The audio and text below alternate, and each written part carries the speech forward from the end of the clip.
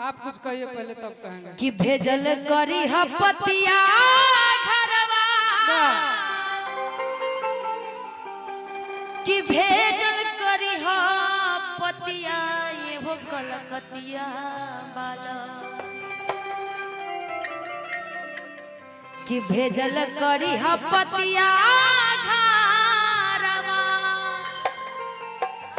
कि भेजल करी ह पतिया ये हो कलकतिया वाला, कि ये हो कलकतिया वाला, कि लगता कि मरल सकवन सवतिया ये हो कलकतिया वाला, लगता कि मरल सकवन मतिया हो कलकतिया वाला, लगता कि मरल। भेजल करी ह पतिया घरवा, भेजल करी ह पतिया घरवा, भेजल करी ह पतिया ये हो कलकतिया वाला, भेजल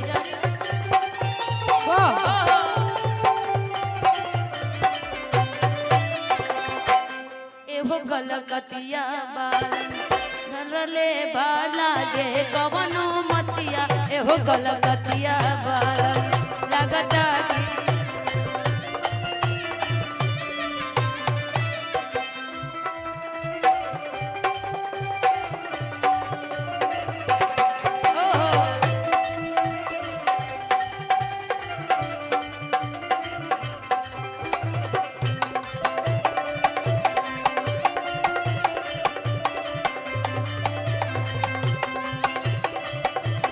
कौन मती मारी है।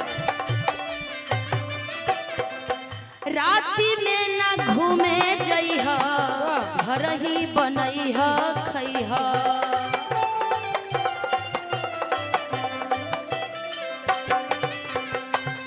राती में ना घूमे जइह, घर ही बनइह खइह।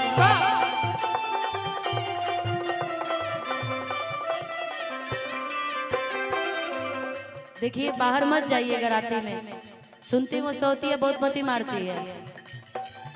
राती में ना घूमे जइह, घर ही बनइह खइह, राती में ना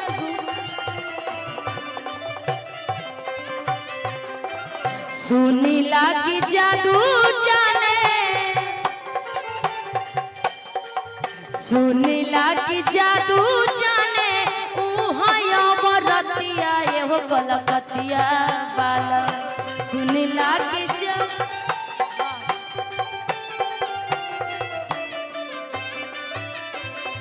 सुनी लागी जादू जाने रतिया ये हो मगहिया वाला, कि ये हो कलकतिया वाला, लगता कि मार ले लसमतिया ये हो कलकतिया।